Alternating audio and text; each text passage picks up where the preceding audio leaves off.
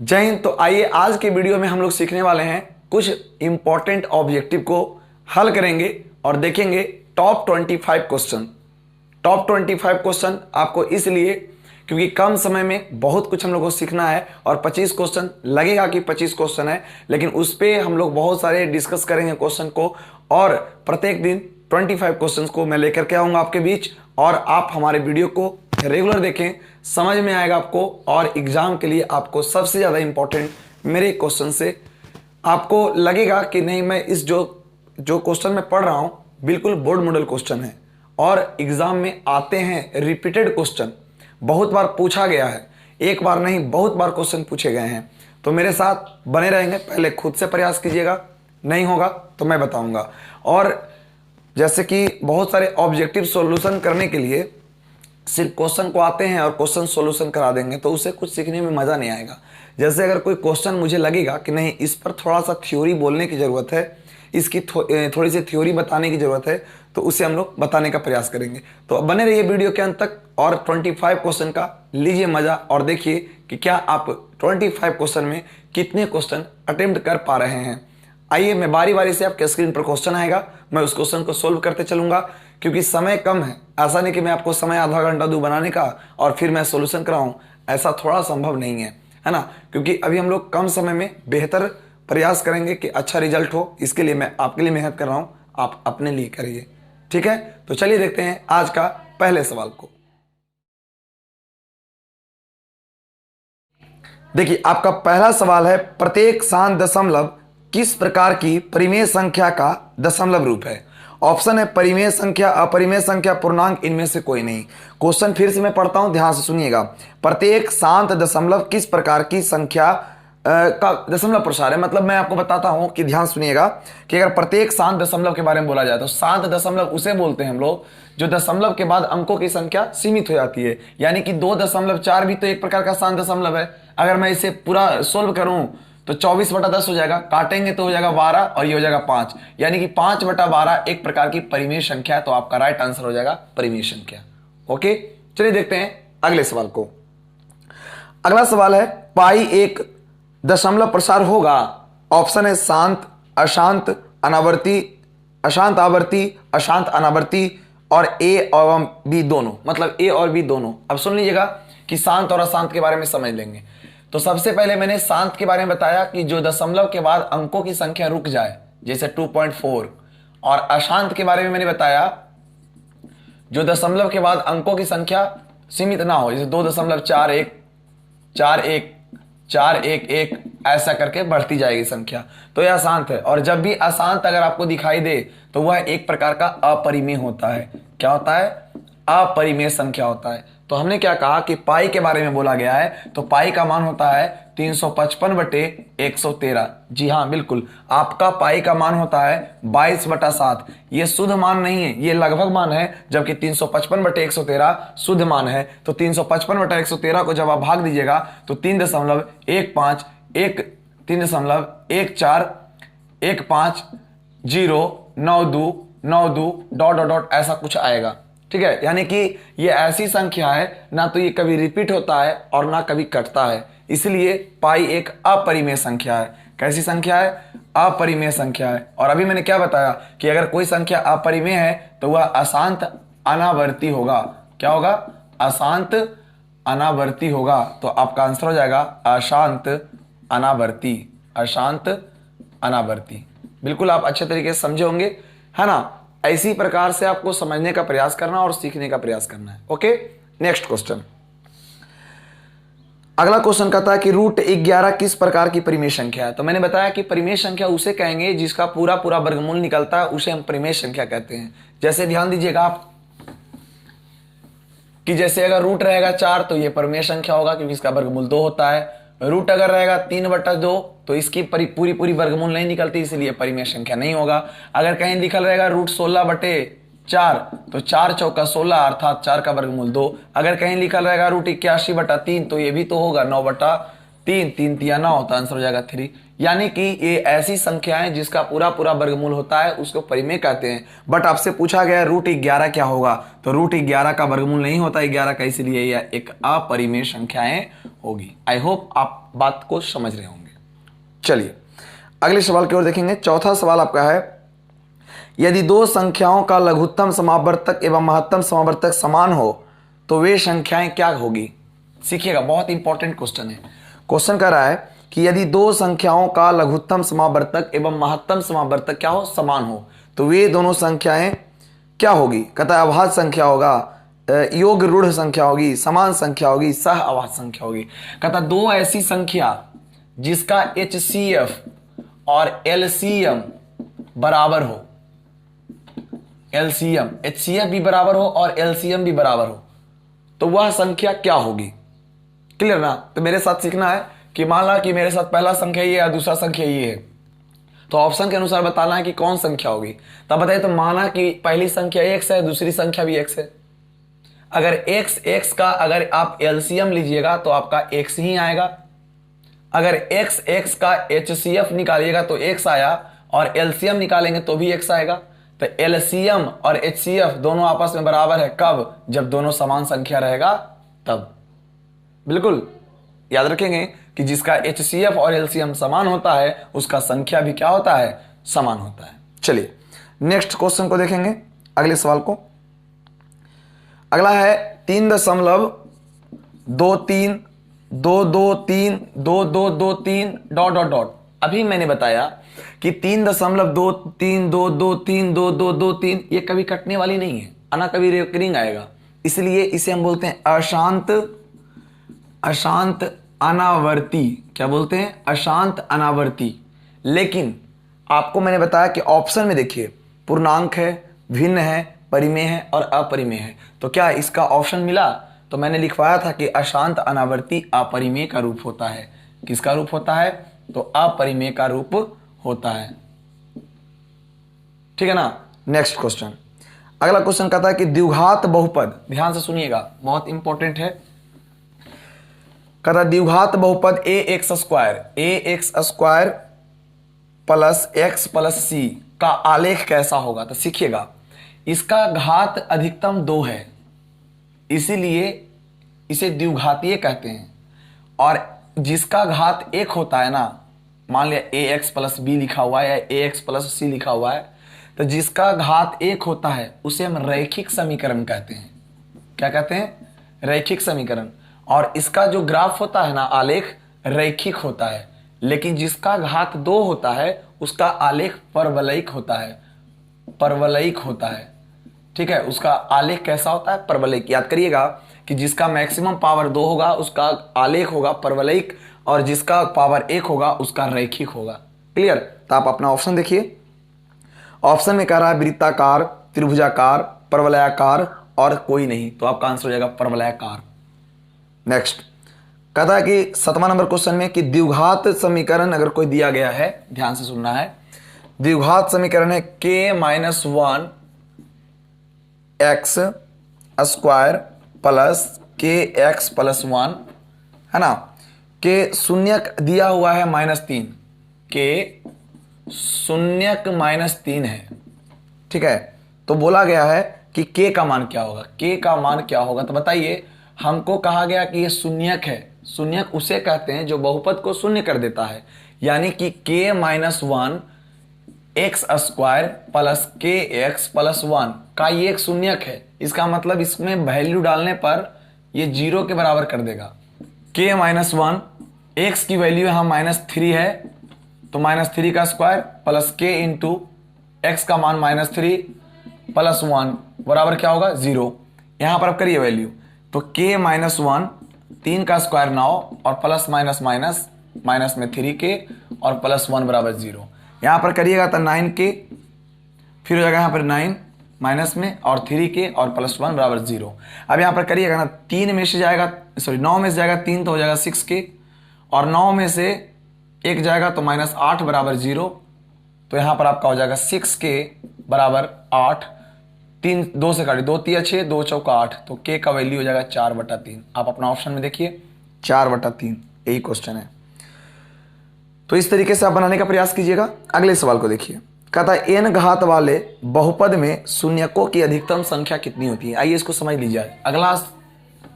अगले क्वेश्चन में कभी आएगा तो ऐसा गलती नहीं होनी चाहिए। क्या कह रहा है कि n घात वाले बहुपद सीख लेना है कि जिसका मैक्सिमम घात 1 होता है ना, उसके शून्यकों की जो संख्या होती है ना, शून्यकों की जो संख्या होती है वो 1 होता है। जिसके अधिकतम घात 2 होता है उसके शून्यकों की संख्या 2 होती है। जिसकी शून्यकों की संख्या 3 होती है, सॉरी, जिसका घात 3 होता है उसके शून्यकों की संख्या 3 होती है। जिसका घात 4 होता है उसके शून्यकों की संख्या 4 होती है। तो उसी तरीके से जिसका घात n होगा, अधिकतम n होगा, तो उसके शून्यकों की संख्या भी क्या होगी, n होगी। तो आप समझ गए होंगे हमारी बातों को। तो अगला सेट में जो मैं और क्वेश्चन दूंगा तो उसमें अगर इस प्रकार का क्वेश्चन आ जाए तो छूटना नहीं चाहिए। नेक्स्ट, कथा निम्नलिखित में कौन बहुपद नहीं है। तो ध्यान दीजिएगा, इस टॉपिक को समझ लीजिए सभी लोग। निम्नलिखित में कौन बहुपद नहीं है इसके बारे में बोला गया है। तो देखिए ऑप्शन को अगर देखा जाए, मैं लिख देता हूं एक बार ताकि 5x² minus 3 root 2x plus 1 plus 4, यहां लिखा हुआ है x प्लस 1 बटा x, यहां लिखा हुआ है 3x² minus 4x plus root 5, फिर लिखा हुआ है नन, माने इनमें से कोई नहीं। ठीक है, तो आप NOT कह सकते हैं, नन ऑफ दीज। ठीक है, तो यही आपका ऑप्शन है। अब मेरी बातों को ध्यान से सुनना है कि कौन सा बहुपद नहीं है। तो मैंने कहा था बुआ कि जिसका पावर माइनस में हो, आप समझ लीजिएगा बहुपद किसे कहते हैं, जिसका पावर माइनस में हो या बटा में हो वह कभी भी बहुपद नहीं होता है। बहुपद की परिभाषा होती है वैसा बीजगणितीय पद जिसका घात पूर्ण संख्या एवं गुणांक वास्तविक संख्या होता है, उसे हम क्या कहते हैं, बहुपद कहते हैं। आप इसको देखिएगा तो इसका पावर सही है, कोई दिक्कत नहीं है। आगे में गुणांक रूट में हो या ना हो कोई दिक्कत नहीं है। गुणांक वास्तविक संख्या होती है और वास्तविक संख्या परिमेय या अपरिमेय, माइनस में या प्लस में, सब चलता है। लेकिन इसको अगर देखा जाए तो ये देखिए, देखने में नहीं लग रहा, लेकिन 1/x का मान होता है x टू दी पावर -1। बताइए, तो पावर पूर्ण संख्या है, पूर्ण संख्या कभी माइनस में नहीं होती है, इसीलिए यह बहुपद नहीं, आपका राइट आंसर हो जाएगा ये। क्लियर। नेक्स्ट क्वेश्चन को देखिए, क्वेश्चन नंबर 10।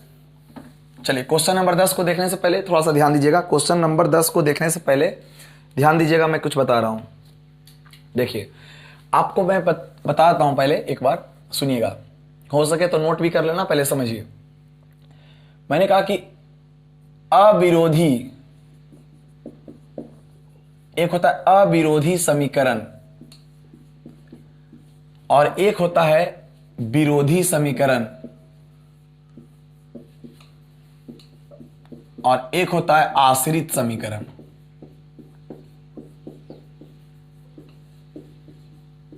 देखिएगा, पहले आप एक बार थ्योरी 2 मिनट में लगेगा, 2 मिनट में आप समझ लीजिए, उसके बाद क्वेश्चन को सोल्व करना शुरू करेंगे। अविरोधी समीकरण का शर्त होता है, ध्यान दीजिएगा, a1 बटा a2 not is equal to b1 बटा b2। विरोधी का होता है a1 बटा a2 बराबर v1 बटा b2 not is equal to c1 बटा c2। a1 बटा a2 बराबर b1 बटा b2 बराबर c1 बटा c2। क्लियर। तो यहां पर आप देखेंगे ध्यान से, गौर से, तो यहां पर देखिए, तो ये शर्त हो गया। अब दो पद आपस में बराबर ना हो तो वह हो जाएगा अविरोधी का शर्त, दो बराबर हो लेकिन तीसरा बराबर ना हो तो अविरोधी का, और तीनों में से सब बराबर हो, क्या हो जाएगा, आश्रित का। इसके जो हल होते हैं ना, इसका जो हल होता है ना, उसका केवल एक हल होते हैं, केवल एक हल होते हैं। इसी को या अद्वितीय हल कहा जाता है, अद्वितीय हल कहा जाता है। क्लियर। इसको ध्यान दीजिएगा, तो इसका कोई हल नहीं होते हैं, इसका कोई हल नहीं होते हैं। ठीक। और ध्यान देंगे, इसका अनेक हल होता है, इसका हल क्या होता है, अनेक होता है।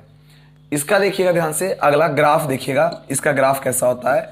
इसका ग्राफ प्रतिच्छेदी होता है, इसका ग्राफ जो होता है वो प्रतिच्छेदी होता है, और इसका ग्राफ जो होता है वो समांतर होता है, और इसका ग्राफ जो होता है समपाती होता है। एक दूसरे को ऐसे समपाती मतलब एक दूसरे पर चढ़ा हुआ। याद रखिएगा, अपवाद में इसको क्या कहा जाता है, इसको संगत समीकरण भी कहते हैं, इसको संगत समीकरण कहते हैं और इसको असंगत समीकरण भी कहते हैं। याद रखिएगा, अगर अविरोधी कहेगा तो संगत और विरोधी कहेगा तो असंगत। अ लग गया तो यहां पर अ लगा के नहीं बोलेंगे, यहां पर अ लगा के नहीं बोला है तो यहां पर अ लगा के बोलेंगे। क्लियर? अब समझिएगा, एक मिनट ध्यान से, कि अगला बार अगला क्वेश्चन, इस पर जितना भी क्वेश्चन पूछेगा सारा क्लियर हो जाएगा। एक बार समझ लीजिए, क्योंकि मैं ऑब्जेक्टिव सॉल्यूशन करने के लिए नहीं आया हूं, आपको देने आया हूं कंटेंट। आप एक बार समझिए, पढ़िए, ध्यान से सुनिए और हमारे वीडियो के अंत तक बने रहिए। प्रत्येक दिन मैं आपके लिए 25 बहुत इंपॉर्टेंट क्वेश्चन लेके आऊँगा और विश्वास कीजिए, आप मेरे चैनल से जुड़ेंगे, आपको बहुत फायदा मिलेगा। तो आइए देखते हैं अगले सवाल को। पहले इस बार आइए क्या क्या क्वेश्चन हो सकते हैं। आपसे पूछा जाएगा कि अविरोधी के कितने हल होते हैं, तो आप बोलेगा कि अविरोधी के केवल एक हल होते हैं। अविरोधी को क्या कहा जाता है, तो आप बोलेगा संगत समीकरण कहा जाता है। बोलेगा कि जो अभी अविरोधी होता है उसके कितने हल होते हैं, तो बोलेगा केवल एक हल होते हैं। जिसका एक हल होता है उसका आलेख कैसा होता है, तो बोलेगा प्रतिच्छेदी होता है। जिसका आलेख प्रतिच्छेदी होता है उसके कितने हल होते हैं, एक हल होते हैं। जिसका आलेख प्रतिच्छेदी होता है उसका शर्त क्या होता है, a1/2 not is equal to b1/v2। यहाँ पे बोला जाएगा कि विरोधी समीकरण का आलेख कैसा होता है, तो आलेख समांतर होता है। इसे क्या कहते हैं, संगत समीकरण कहते हैं। इसका कितने हल होते हैं, तो कोई हल नहीं होता है। अनेक हल होने के लिए क्या शर्त है बाबू, तो अनेक हल होने के लिए a1/2 बराबर b1/b2 नॉट बराबर c1/c2, सॉरी। यहाँ आश्रित के हल कितने होते हैं, तो अनेक हल होते हैं। ये सब आपको याद होनी चाहिए। जिसका ग्राफ समपाती होता है उसके कितने हल होते हैं, तो अनेक हल होते हैं। ये सब अगर आपको याद है तो आइए देखते हैं अगले सवाल को। पहले आप अगर चाहेंगे तो इसे नोट भी कर सकते हैं, आप स्क्रीनशॉट ले लीजिए जरूर एक बार। चलिए देखते हैं क्वेश्चन नंबर 10 को। देखिए क्वेश्चन नंबर 10 समझिएगा। क्वेश्चन नंबर 10 क्या कहता है कि जिस समीकरण युग्म के लेखा चित्र एक दूसरे के समांतर हो उसे क्या कहते हैं। अगर लेखा चित्र का मतलब आलेख अगर समांतर होगा तो उसे क्या कहते हैं, विरोधी समीकरण कहते हैं। आपका ऑप्शन हो जाएगा विरोधी। ओके, देखिए एक क्वेश्चन को सोल्व करने के लिए मैंने इतना समय लगाया, ये इतना समय नहीं लगाया। अगला क्वेश्चन इस पर आएगा तो सारे बन जाएंगे। पढ़े होंगे आपने जी, सिर्फ रिवीजन करना है आपको। चलिए देखते हैं आगे। अगले सवाल को देखेंगे, बहुत इंपॉर्टेंट क्वेश्चन मैं लेके आया हूं आपके लिए। चलिए तो क्वेश्चन अगला है 2x - 3y = 14, तो x = 1 हो तो y का मान क्या होगा। क्वेश्चन है 2x - 3y = अगर 14 है और x का मान 1 है तो y का क्या होगा, ये पूछा गया है। क्या करेंगे, x का मान डाल देंगे, y का निकल जाएगा। तो 2 गुना x का मान 1 डालेंगे तो यहाँ हो जाएगा माइनस में 3y = 14, तो यहाँ हो जाएगा 2 - 3y = 14, तो माइनस में 3y = 14, इधर प्लस में तो माइनस में 2 जाएगा, तो माइनस में 3y = यहाँ हो जाएगा 12, 3 चौके 12, तो माइनस में 22, यानी आंसर हो जाएगा आपका -4। ऑप्शन कितना है, ए। अगला क्वेश्चन कहता है कि निम्नलिखित में से कौन द्विघात समीकरण 2x² - 5x - 3 = 0 के हल हैं। ध्यान से सुनिएगा, क्वेश्चन नंबर 12 बहुत इंपॉर्टेंट क्वेश्चन है, एकदम बहुत VVI जो कह सकते हैं एग्जाम में आएगा तो आएगा। कहता 2x² - 5x - 3 = 0। क्लियर, तो कहता है कि इसके कितने हल होंगे। तो आप क्या करेंगे, बच्चा की तरह हल करिएगा, और क्या कर सकते हैं। 3 दूना 6, 6 को तोड़ करके ना मुझे लाना है 5, वो भी 5 लाना है बड़ा में। तो ऐसा क्यों ना किया जाए, 6 और 1 से लगा दिया जाए, क्योंकि 2 तिया 6 नहीं लगाइएगा, 2 तिया 6 लगाइएगा तो दोनों का मान रखिएगा ना माइनस में, तो यहाँ गलत बन जाएंगे। ठीक है ना, इसलिए आप करके देख लीजिएगा। ठीक, ये गलत हो जाएगा, 6 और 1 रखना होगा। तो 2x² और यहाँ देखिए तो माइनस में लाना है 5, तो 6 में लगाएंगे माइनस और 1 में लगाएंगे प्लस, तब ना घट के आएगा -5 और -3। क्लियर, तो बराबर यहाँ हो जाएगा 0। तो आप बच्चा की तरह यही करिएगा कि 2x ले लीजिएगा कॉमन। तो 2x जैसे ही कॉमन लीजिएगा, मैं ट्रिक में बताऊंगा, मैं शॉर्ट बताऊंगा, पहले सीख लो एक बार। तो यहाँ हो जाएगा x - 2 तिया 6 और प्लस में 1 लेंगे कॉमन, तो हो जाएगा x - 1 = 0। तो x - 3 और शॉर्ट में लीजिए ना 2x + 1 = 0। तो इसको लिखिएगा x - 3 = 0 और 2x + 1 = 0। तो x = -1/2, x = 3। तो आप देखिए तो आपका ऑप्शन में 3 है, नहीं है 3, तो आपका ऑप्शन में -1/2, तो आपका आंसर हो जाएगा -1/2। लेकिन इतना नहीं करेंगे, आइए देखते हैं ट्रिक से। ट्रिक समझिएगा ध्यान से। कभी भी ऐसा क्वेश्चन आ जाए तो मैंने आपको कहा था कि याद रखना कि बीच वाला कैसे आएगा, आगे वाले को पीछे से गुना करके। तो आपने कहा कि आएगा 6 और 1 से आएगा, लाना है बड़का में माइनस और छोटका में प्लस से। हमने कहा एक्स स्क्वायर के आगे जो रहेगा उससे प्रत्येक में भाग दे देना, भाग दे देंगे, कटेगा तो काट दीजिएगा और आंसर हो गया आपका। चिन्ह बदल दीजिए, प्लस माइनस में तो प्लस में, प्लस में तो माइनस में, आपका आंसर हो गया। देखिए कितना शॉर्ट हो गया, बताइए ट्रिक हो गया। 3 तो ऑप्शन में है नहीं, तो आपका आंसर हो जाएगा माइनस में 1/2। इतना लंबा करने की कोई जरूरत नहीं है। चलिए तो देखते हैं अगले सवाल को। अगला सवाल हमारा है 12 नंबर हो गया। 13 नंबर देखिए, 13 नंबर को भी थोड़ा सा सुनिएगा। 13 नंबर में कहता है कि द्विघात समीकरण ax square plus bx plus c बराबर 0 के मूल वास्तविक एवं समान होने पर क्या होता है। तो पहले सुन लीजिए, एक बात बताता हूं आपको, यह है विवेचक। विवेचक को बोला जाता है डी। विवेचक को इंग्लिश में डिस्क्रिमिनांट कहा जाता है, इसको बोलते हैं बी स्क्वायर माइनस 4ac, है ना। तो याद रखेंगे, जब बी स्क्वायर माइनस 4ac अगर 0 के बराबर हो, मतलब डी 0 के बराबर हो, तो याद रखेंगे कि मूल जो होता है ना वो वास्तविक होते हैं एवं समान होते हैं, वास्तविक एवं समान होते हैं। ऐसा ऑब्जेक्टिव कोई सोल्यूशन नहीं कराएगा, इसलिए आराम से पढ़िए, रेगुलर बने रहिए, हम भी आपके लिए रेगुलर रहेंगे। कहता है कि बी स्क्वायर माइनस 4ac बराबर 0। क्वेश्चन को सोल्व नहीं करना है, पहले सीखो। तो अगर ऐसा होगा, बी स्क्वायर मतलब विवेचक का मान अगर 0 हो जाए, डिस्क्रिमिनांट इज इक्वल टू 0, व्हेन इसके जो मूल होंगे, जो इसका आंसर होगा वो हमेशा 0 मूल समान और क्या होंगे, वास्तविक होंगे। तो जरा देखेंगे अगला कि बी स्क्वायर माइनस 4ac अगर 0 से बड़ा हो जाए तब मूल क्या होगा, तब मूल वास्तविक तो होगा लेकिन असमान होगा, यानी कि भिन्न होगा, असमान होंगे। क्लियर। लेकिन याद रखिएगा थोड़ा सा कि अगर बी स्क्वायर माइनस 4ac से अगर बड़ा हो जाए 0, मतलब विवेचक हो जाए छोटा और 0 हो जाए बड़ा, मतलब माइनस में आंसर आने लगे, तो इसका कोई हल नहीं होगा, यानी अवास्तविक होंगे। क्या होंगे, हल क्या होंगे, अवास्तविक होंगे, अवास्तविक होंगे, अवास्तविक होंगे। मूल क्या होंगे, अवास्तविक होंगे, मूल अवास्तविक होंगे। बस इसको याद रखिएगा तो आपका सारा क्वेश्चन बन जाएगा। चलिए आते हैं क्वेश्चन पे। क्वेश्चन में है हमारा क्या, ध्यान दो कि द्विघात समीकरण ax square plus bx plus c बराबर 0 के मूल वास्तविक एवं समान होने पर क्या होता है, d बराबर 0 होता है। इन्हें बोला कि मूल वास्तविक एवं समान होने पर क्या होता है, d बराबर 0 होता है। गुड। अगले सवाल को देखिएगा, समांतर श्रेणी का क्वेश्चन है, जरा गौर कीजिएगा। क्वेश्चन नंबर 14, क्वेश्चन नंबर 14 कहता है कि समांतर श्रेणी 5, 9, 13, 17, डॉट डॉट का 12वां पद क्या होगा, 12वां पद क्या होगा। तो हम जानते हैं कि a का मान लिखा हुआ है यहाँ पर 5 और d निकालने के लिए 9 - 5 करते हैं तो d का मान 4 हो जाता है। हमसे पूछा गया 12वां पद। हम जानते हैं कि 12वां पद का मतलब होता है a plus n minus 1 into D. लेकिन अगर शॉर्ट में जानना चाहते हो, शॉर्ट में तो a प्लस 11d बोलते हैं, है ना। तो जो मन है जिससे बनाना है बना सकते हैं आप। लेकिन देखिए ध्यान से, a का मान आप डालेंगे 5 प्लस n का मान डालेंगे 12 पद माइनस 1 और सर्वांतर 4, तो आपका हो जाएगा 12 प्लस में यह हो जाएगा 11 गुने 4, तो हो जाएगा 11 से करिए 11 44 और 44 और 5 49। अगर यहाँ पे करेंगे तो आप डायरेक्ट कर सकते थे, a का मान डालेंगे 5 और प्लस 11 गुने 4, तो 11 44 4 44 5 49। आप जैसे आपको इच्छा करेगा वैसे आप बना सकते हैं। चलिए अगले सवाल को देखते हैं, इसे नोट कर लीजिएगा वीडियो को रोक रोक के। अगला क्वेश्चन, क्वेश्चन नंबर 15।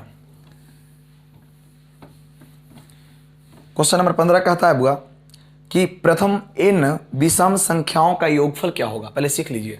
अगर मैं लगातार कोई विषम संख्या लिख दूं, अगर मैं कोई लगातार विषम संख्या लिख दूं और इसका योग निकालना हो, तो देखिए 1 3 4 5 4 9 9 18 18 7 25, तो 25 यहां मैंने लिखा, लेकिन आपने जोड़ करके लिखा ना, हम जोड़ के नहीं लिखेंगे। 1 2 3 4 5, मतलब n का मान क्या है, 5 है। n का मान क्या है, 5 है। तो मैंने 5 का स्क्वायर किया तब ना आया 25।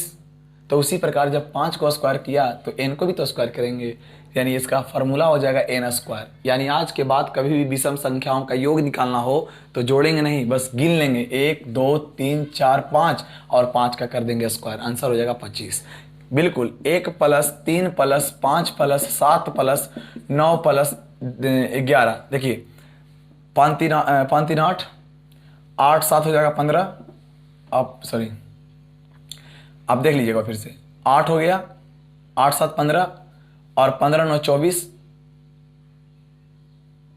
15 है, अब 15 9 हो गया 24, 24 10 कितना हो जाएगा, गलती लिखा हुआ है 24 में, यहाँ 10 नहीं ना होगा, यहाँ 11 हो जाएगा, ठीक है।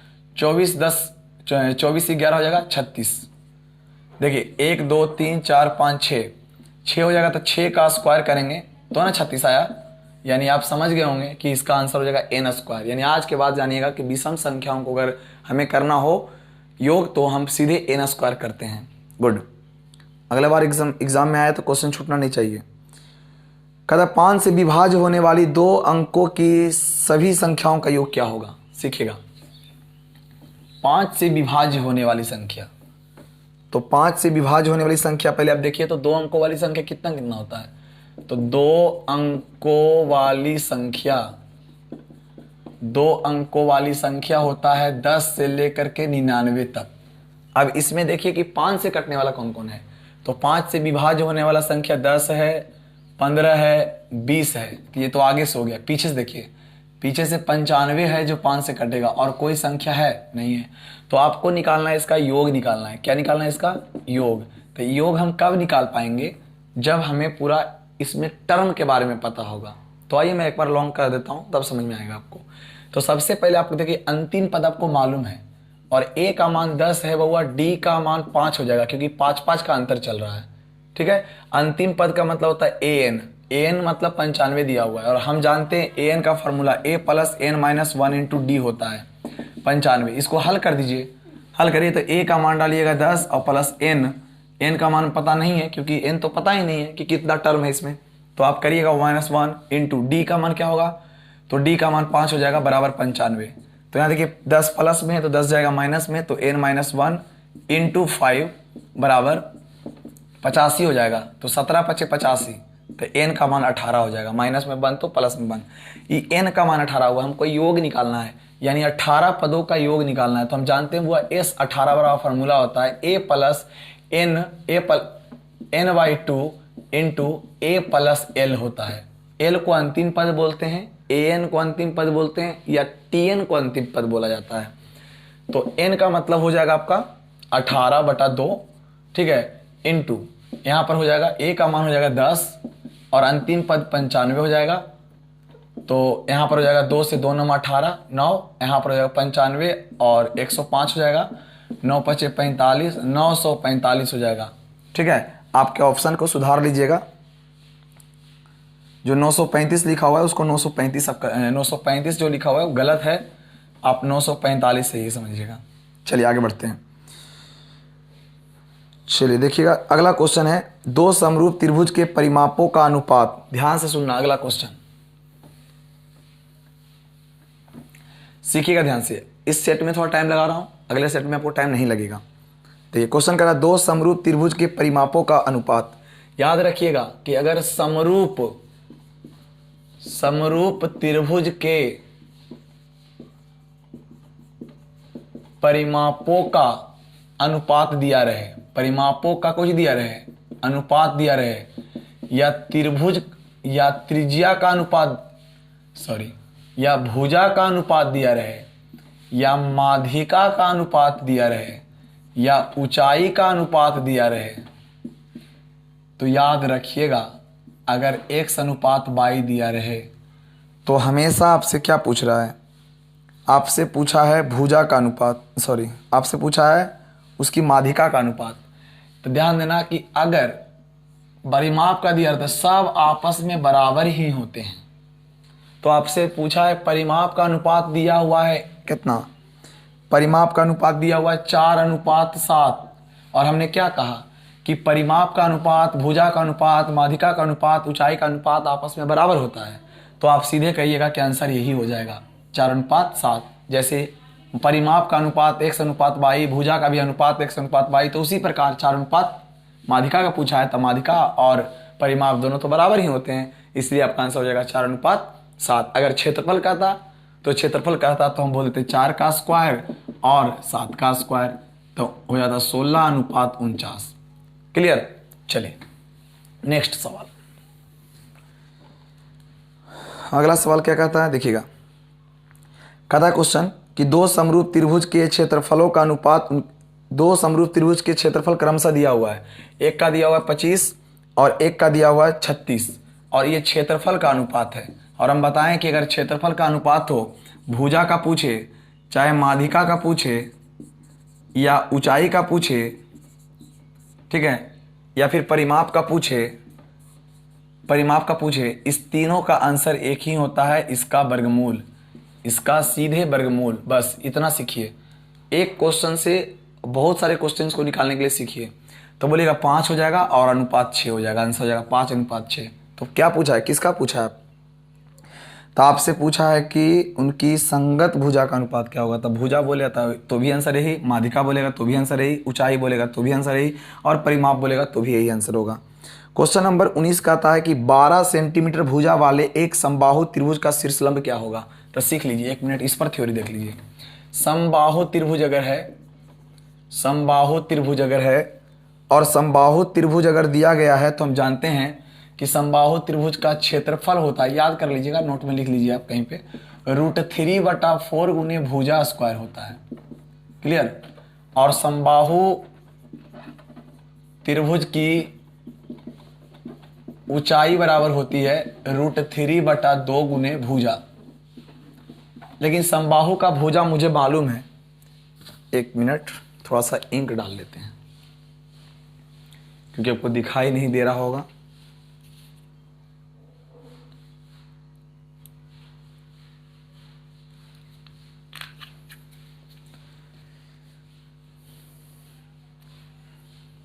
देखना है ना।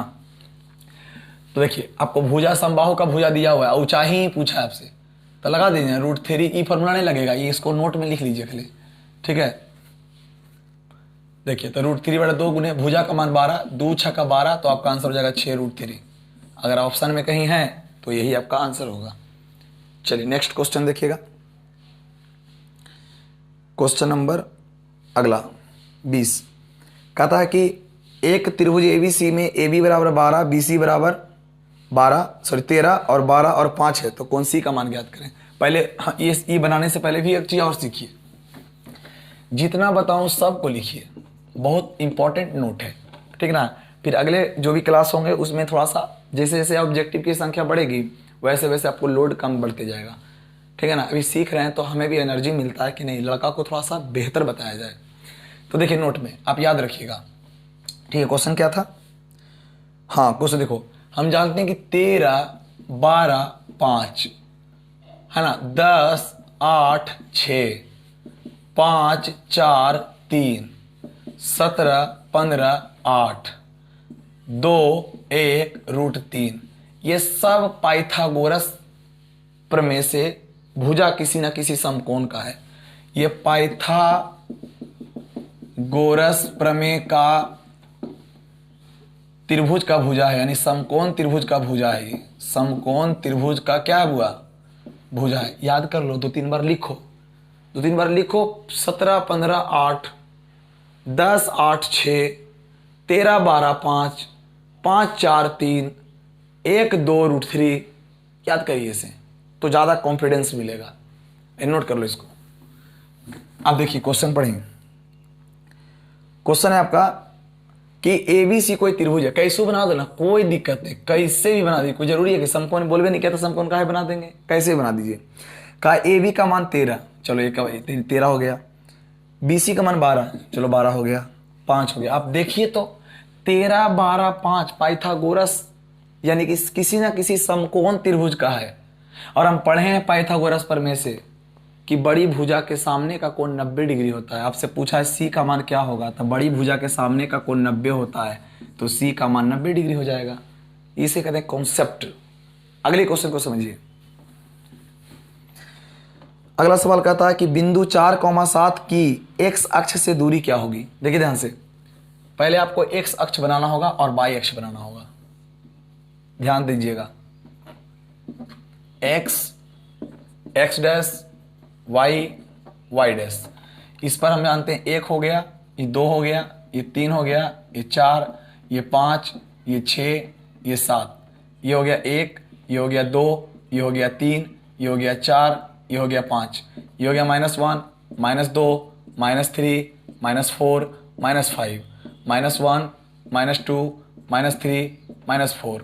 आपसे कहा है क्या, क्वेश्चन कहा है कि 4,7 की x अक्ष से दूरी क्या होगी।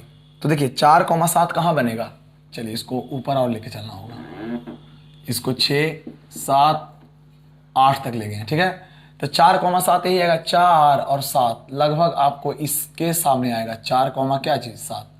अब बोला गया है कि x अक्ष से दूरी क्या होगी।